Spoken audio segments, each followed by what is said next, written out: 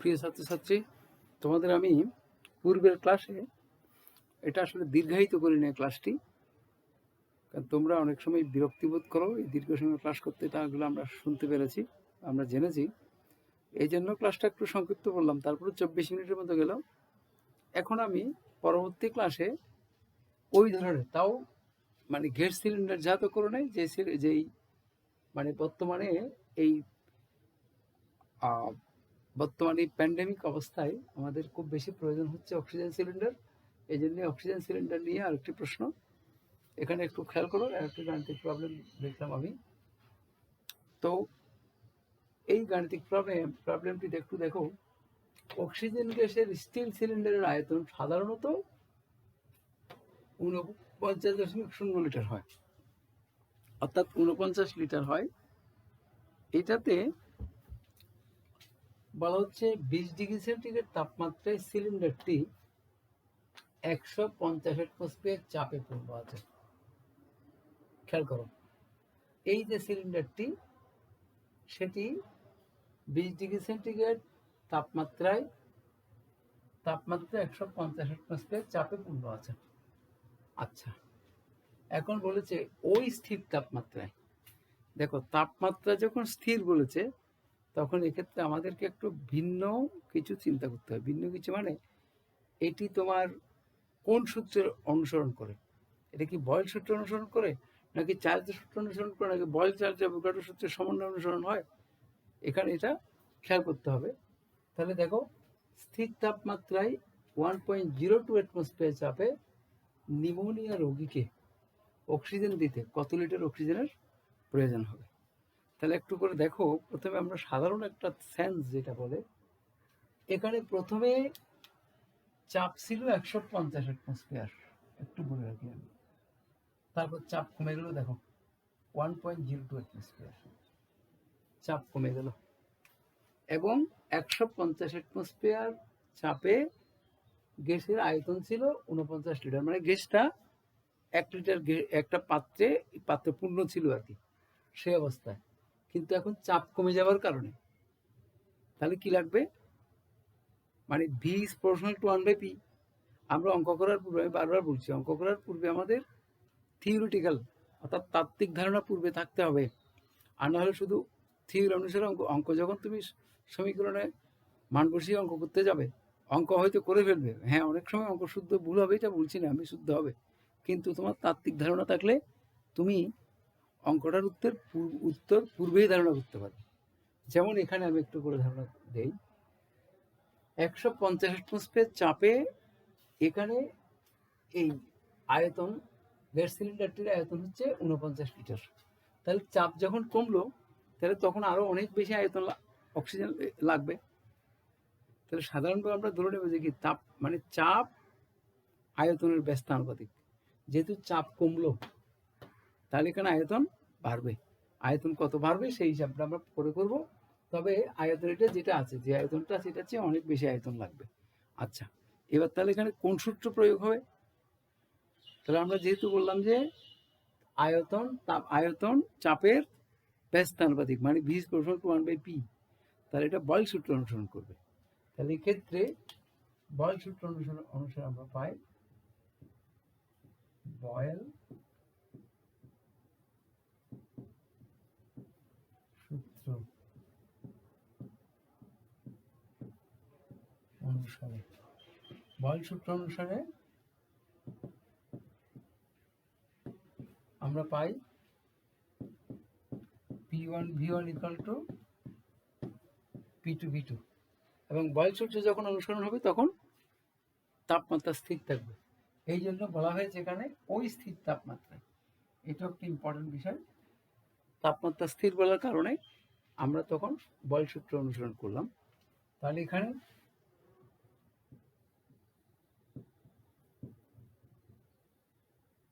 প্রথমেই P1 150 atmosphere, V1 49.0 litre, আর P2 চাপ কমলো 1.02 atmosphere, V2 equal to what? এখানে একটা সুবিধা হলো কি, যেহেতু একই রাশি দুইবার ব্যবহৃত হলো, এখানে P1 এখানে V1 এখানে P2 এখানে V2, একই সমীকরণে একই রাশি দুইবার ব্যবহৃত হলে প্রথম রাশি যে এককে হবে দ্বিতীয় রাশিও সে একই এককে আমরা উত্তর বের করতে পারি। এই অঙ্কটি সিলিন্ডার জাতকরণ সংক্রান্ত হলেও এখানে আয়তনকে মিটার কিউবে নিতে হবে না, কারণ এটি পিভি করতে এনআরটি সমীকরণ অনুসরণ করে করতে হলো না।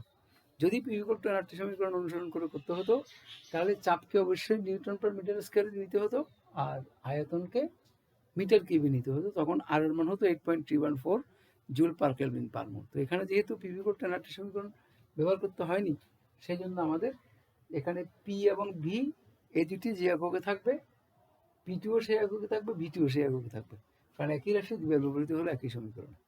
তাহলে আমরা এবার মানগুলো বসাই। V2 ইকুয়াল P2 দিয়ে ভাগ করব P1 V1, হ্যাঁ, V2 equal to 49.0 litre V1, R P1 হচ্ছে 150 অ্যাটমসফিয়ার, P2 1.02 অ্যাটমসফিয়ার। তাহলে এখানে এককটা পাবো লিটারে। একটা সহজ ক্যালকুলেশন, প্রথমে 49 ইন্টু 150 ভাগ 1.02, হ্যাঁ অনেক বড় একটা উত্তর হলো 7205.88, হ্যাঁ এটা অ্যান্সার। অর্থাৎ চাপ কমে যাওয়ার কারণে 150 থেকে চাপ কমলো 1.02 অ্যাটমসফিয়ার, এগুলো হচ্ছে তাত্ত্বিক বিষয়। যেমন বয়েল সূত্রে আমরা পড়েছি যে স্থির তাপমাত্রায় কোনো নির্দিষ্ট গ্যাসীয় পাত্রের আয়তন তার চাপের ব্যস্তানুপাতিক, চাপের ব্যস্তানুপাতিক। তাহলে তোমার এই জন্য থিওরিটিক্যাল ধারণাগুলো যত স্বচ্ছ থাকবে গাণিতিক প্রবলেম করা তত সহজ হবে। তো যাই হোক, আমরা আরেকটি গাণিতিক প্রবলেম দেখতে পারি এখানে, সেটা একটু, প্রিয় ছাত্রছাত্রী তোমরা পরবর্তী আরেকটি গাণিতিক প্রবলেম দেখো। আমি এটা একটু লিখে রাখলাম। প্রথমে, অনেক laboratory gas 43.8 litre steel cylinder বিক্রি করে। মানে দেশের অনেক ল্যাবরেটরি কি করে এই গ্যাস তোমার কিভাবে বিক্রি করে, 43.8 লিটার স্টিল সিলিন্ডার বিক্রি করে। তো এখন বলা হচ্ছে 20 ডিগ্রি সেন্টিগ্রেড তাপমাত্রায় এত কিলো প্যাসকেল চাপে ওই সিলিন্ডারে ভর্তি করা আর্গনের ভর গ্রাম এককে কত হবে। তো আর্গনও কিন্তু আমি প্রথমেই বলেছিলাম, আর্গনও সিলিন্ডার যাতে করে বিক্রি করা হয়। আর্গন কি জন্য প্রয়োজন হয়? আর্গন মূলত কোনো পরীক্ষাগারে যেখানে রাসায়নিক বিক্রিয়া করা হয়, কিছু গুরুত্বপূর্ণ রাসায়নিক বিক্রিয়া করা হয়, যে সেখানে নিষ্ক্রিয় পরিবেশ, রাসায়নিক বিক্রিয়ার নিষ্ক্রিয় পরিবেশ সৃষ্টিতে আর্গন গ্যাস ব্যবহার করা হয়। আর আমরা পূর্বেই জানি আর্গন একটি নিষ্ক্রিয় গ্যাস। আচ্ছা যাই হোক, তো এই ক্ষেত্রে আমরা কিভাবে অঙ্কটি করব একটু খেয়াল করো।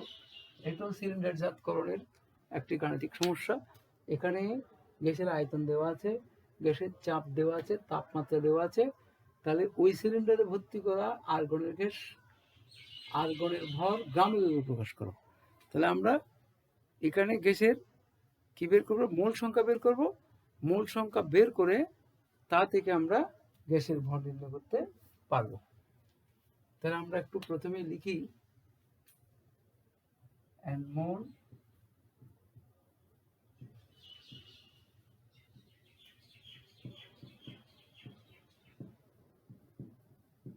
আদর্শ গ্যাসের জন্য পাই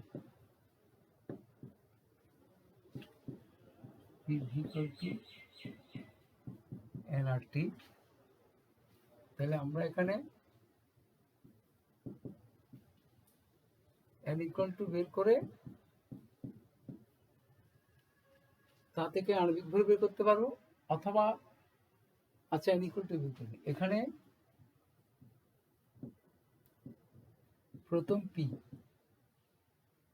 চাপ সমান হচ্ছে 17,180 kPa। এইটাকে 1000 দিয়ে ভাগ করলে 180 ইন্টু 10⁻³ এটা হয়ে যাবে প্যাসকেল। প্যাসকেল অর্থাৎ newton per metre square. Pascal হচ্ছে নিউটন পার মিটার স্কয়ার। এবার আমরা ভি এর মানটি আছে 43.8 লিটার। 43.8 ইন্টু 10⁻³ তাও মিটার কিউব।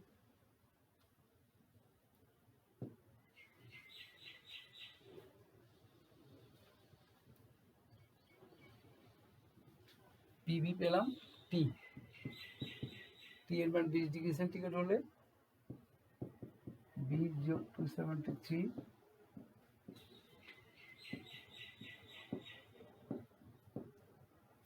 293 কেলভিন। আর এর মান আর ইকুয়াল টু হয় এখানে 8.314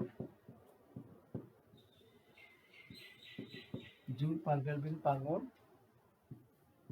n equal to what? তাহলে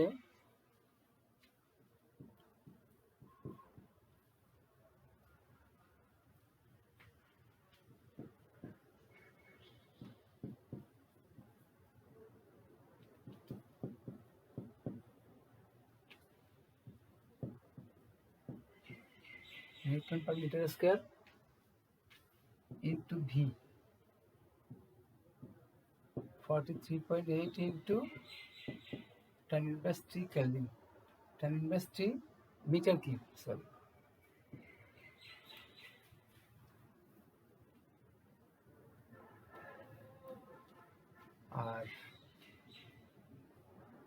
আর এর মান হচ্ছে 8.314 joule per kelvin per mole into T এর মান ছিল 293 কেলভিন।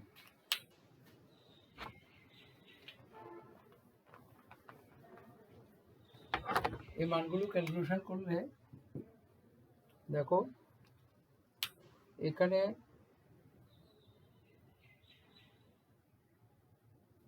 হ্যাঁ যা আছে সমস্ত একক কাটাকাটি যাবে। যাওয়ার পর উত্তরটা হবে মৌলে মূল। এখন এই ক্যালকুলেশনটা একটু দেখো সবাই।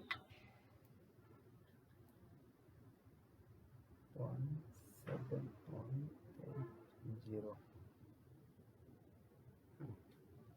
exponential -3 into 43.8 তো exponential -3 ভাগ 8.314 বা 223।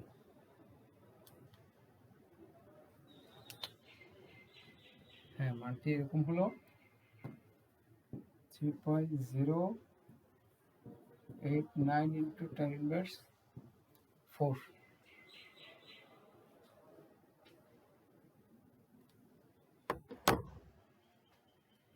হ্যাঁ এবার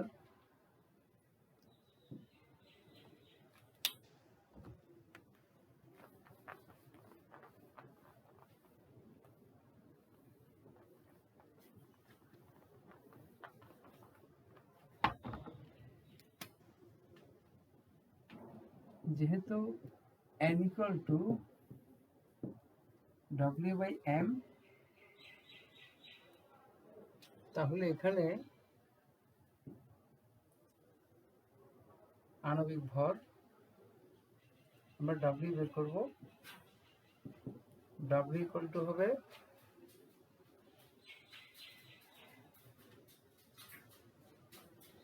এন এর মান হচ্ছে 3.089 ইন্টু 10⁻⁴ ইন্টু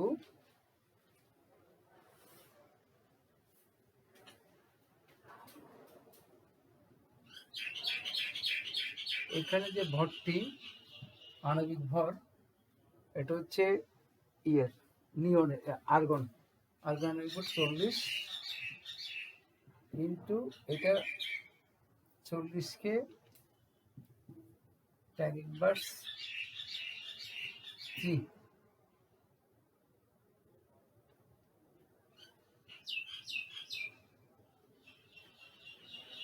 40 গ্রাম না 40, এটা মোল হলে এটা টোটালি গ্রামে হবে 40। তাহলে এখানে একটু ক্যালকুলেশন করে দেখতে হবে, এই মোলটাকে যদি গ্রাম পার মোল হয়, এখান থেকে যে এন এর মান বের হবে, এনটা পেলাম তো এন, তাহলে N equal to W equal two কি হচ্ছে এন ইন্টু এম, তাহলে এম এর মানটি হচ্ছে এখানে 40, তাহলে 40কে 40, আচ্ছা আমরা একটু ক্যালকুলেশন করে দেখি।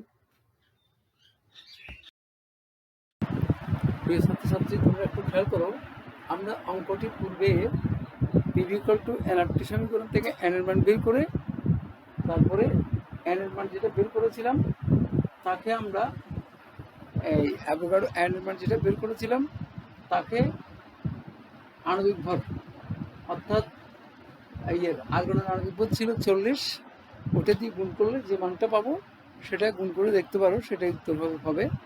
কিন্তু অঙ্কটা আমি তোমাদের বোঝার সুবিধার্থে আর একটু সহজ উপায় করে দিই। দেখো, প্রথমে লিখতে পারি আমরা এন মোল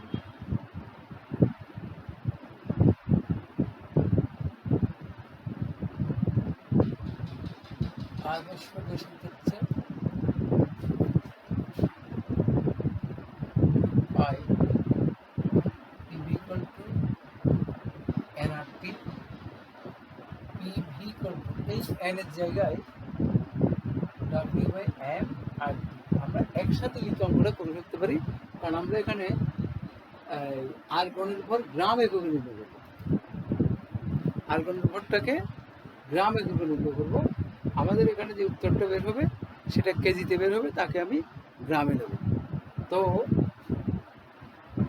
বা W equal to R T PV M.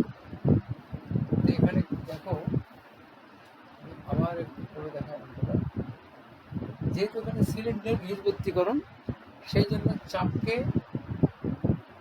চাপটি যাবে প্যাসকেলে 17,180, এটা প্যাসকেল থেকে আমরা ইয়েতে নেব নিউটন পার মিটার স্কয়ার, তাহলে 1000 দিয়ে গুণ করলে এটা হবে নিউটন পার মিটার স্কয়ার, বা এটাকে প্যাসকেল বলব। তারপর আয়তনটি হচ্ছে এখানে 43.8 লিটার,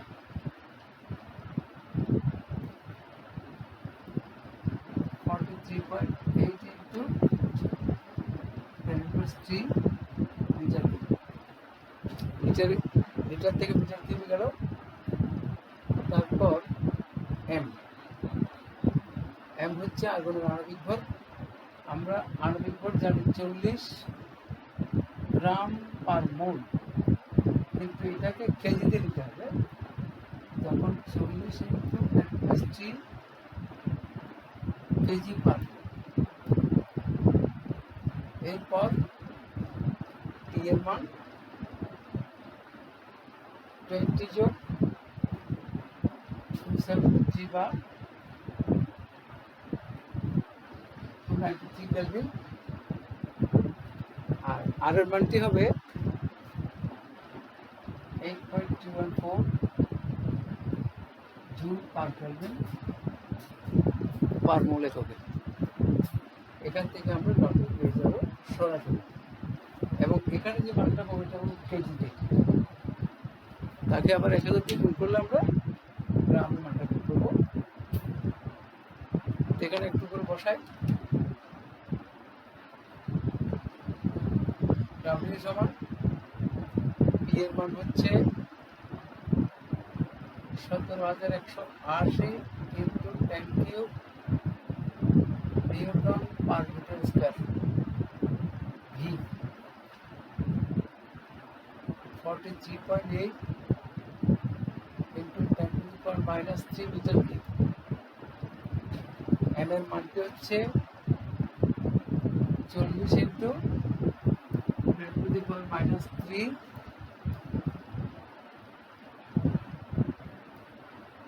কেজি পার মোল। আর আর এর মান হচ্ছে 8.314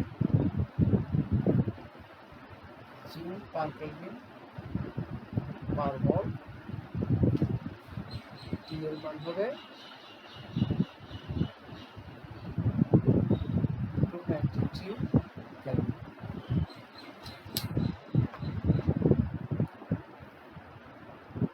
এখানে ক্যালকুলেশন করলে এই মানটি এরকম আসে 12.36, এটা হবে কেজি।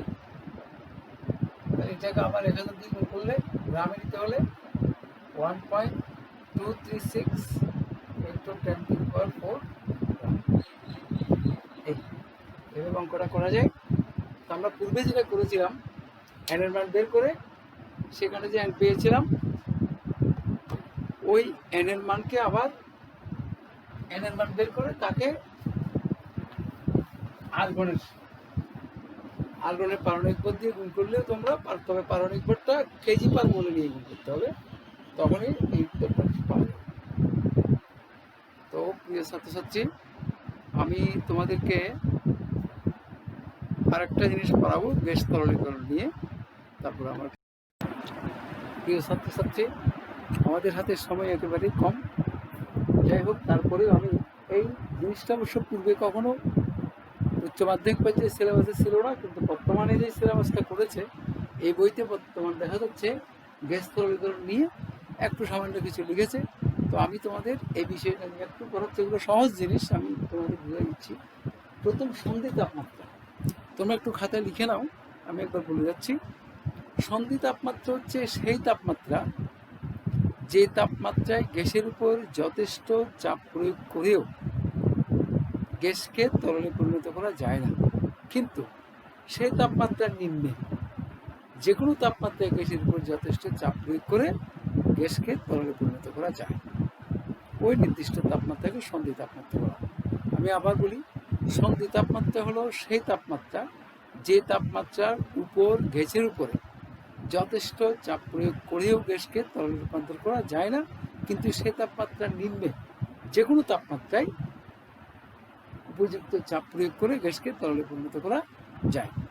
তাহলে সেই তাপমাত্রাকে বলা হবে সন্ধি তাপমাত্রা। যেমন আমরা একটা এক্সাম্পল দিতে পারি, যেমন কার্বন ডাইঅক্সাইডের CO2 এর সন্ধি তাপমাত্রা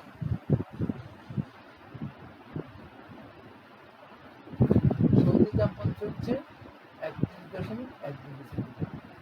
কথাটা খেয়াল করবা, এই কার্বন ডাইঅক্সাইড গ্যাসকে 31.1 ডিগ্রি সেন্টিগ্রেডের উপরে 32, 33, 34, 35, 36, 40, 50 ওই মানে 31.1 ডিগ্রি সেন্টিগ্রেড তাপমাত্রার উপরে তার উপর যথেষ্ট চাপ প্রয়োগ করেও এই কার্বন ডাইঅক্সাইডকে কখনো তরলে রূপান্তর করা যাবে না, কিন্তু কার্বন ডাইঅক্সাইডকে এই 31.1 ডিগ্রি সেন্টিগ্রেড তাপমাত্রা অথবা তার নিম্নে, যেমন 30, 29, 28 এরকম নিম্নে যে কোনো তাপমাত্রায় গ্যাসের উপর যথেষ্ট চাপ প্রয়োগ করে গ্যাসকে তরলে পরিণত করা যাবে।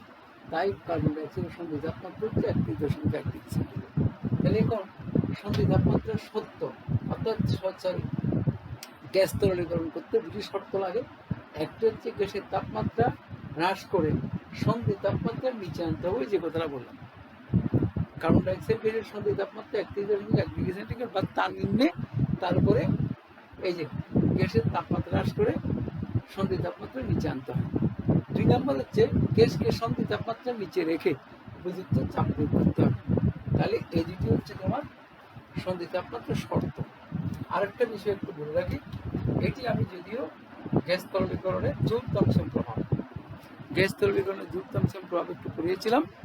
সেটা হচ্ছে এটা অর্থাৎ তোমার ইয়েতে পড়িয়েছিলাম আমি, এই চাপ ত্রুটি এবং আয়তন ত্রুটিতে। ওখানে দুটো জিনিস ছিল, আদর্শ আচরণ থেকে বাস্তব গ্যাসের বিচ্যুতির কারণ। দ্বিতীয় কারণের মধ্যে যেখানে চাপ ত্রুটি ছিল সেখানে পড়িয়েছিলাম। সেটা হচ্ছে, এটা আমি আবার একটু করে বলি, জুল থমসন প্রভাবটি হচ্ছে এরকম: ক্ষুদ্র আয়তন বিশিষ্ট পাত্রে, এটা একটা খুব ছোট আয়তন, ক্ষুদ্র আয়তন বিশিষ্ট পাত্রে রক্ষিত কোনো গ্যাসকে সঞ্চিত প্লাগের মধ্য দিয়ে বৃহৎ আয়তন বিশিষ্ট পাত্রে সম্প্রসারিত করলে, এটা ক্ষুদ্র আয়তন বিশিষ্ট পাত্র,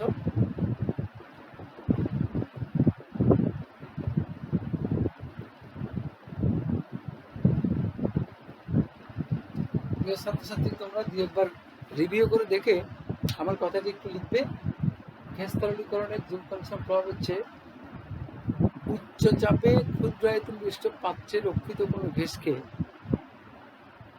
সচিত্র প্লাগের মধ্য দিয়ে বৃহৎ আয়তন বিশিষ্ট পাত্রে সম্প্রসারিত করলে গ্যাসের তাপমাত্রা হ্রাস পায়। অর্থাৎ গ্যাসের তাপমাত্রা হ্রাস পেলে গ্যাস তরলে পরিণত হয়, গ্যাস তরলে পরিণত হয়। অর্থাৎ জুল থমসন প্রভাব প্রয়োগ করেও গ্যাস তরলে রূপান্তর করা যায়। তো এক্ষেত্রে কেন গ্যাস তরলে রূপান্তর হয়?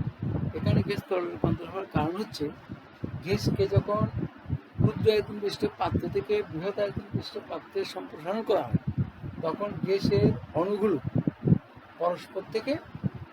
পরস্পর আকর্ষণ বলের বিরুদ্ধে কাজ করে। অর্থাৎ এখানে যে আকর্ষণ বলে গ্যাসের অণুগুলো থাকে, বৃহৎ আয়তন বিশিষ্ট পাত্রে নিলে তারা পরস্পর থেকে দূরে সরে যায়, অর্থাৎ তারা আকর্ষণ বলের বিরুদ্ধে কাজ করে। এই কাজের জন্য শক্তির প্রয়োজন হয়, আর এই শক্তি আসে গ্যাসের অণুসমূহের গতিশক্তি থেকে এই শক্তি শোষিত হয়। তাই জুল থমসন প্রভাবে কি হয়, গ্যাসের তাপমাত্রা হ্রাস পায় এবং গ্যাসকে তরলে রূপান্তর করা সহজ হয়, বা গ্যাসকে তরলে রূপান্তর করা যায়। তো প্রিয় ছাত্রছাত্রী, তোমাদের আমি আজকে এইটুকুই পড়ালাম। এর পরবর্তীতে তোমাদের আমি দেখি, মূলত এটা হচ্ছে নাইট্রোজেন ফিক্সেশন, অর্থাৎ অ্যাসিড রেইন। তারপরে আছে তোমার অ্যাসিড রেইনের পরে ওজোন স্তরের বিক্রিয়া। এর পরবর্তীতে আছে প্রোটিন সংশ্লেষণ। তারপরে আছে তোমার এই আর্সেনিক কন্টামিনেশন, এই জাতীয় কিছু বিষয়। তারপর আছে এই অম্লক্ষারকের প্রোটনীয় মতবাদ। আমি যদিও একটা প্রশ্ন করিয়েছি, আবার ডিটেলস পড়াবো। অম্লক্ষারকের প্রোটনীয় মতবাদ মানে ব্রনস্টের লাউরির মতবাদ। তারপর হচ্ছে তোমার এই লুইসের ইলেকট্রনীয় মতবাদ। এরকম কয়েকটা মতবাদ রয়েছে, এগুলো তোমাদের আমি আগামী ক্লাসে আশা করি পড়াবো। তো এই বলে আমি আজকের ক্লাস এখানে শেষ করলাম। সবাইকে অসংখ্য ধন্যবাদ।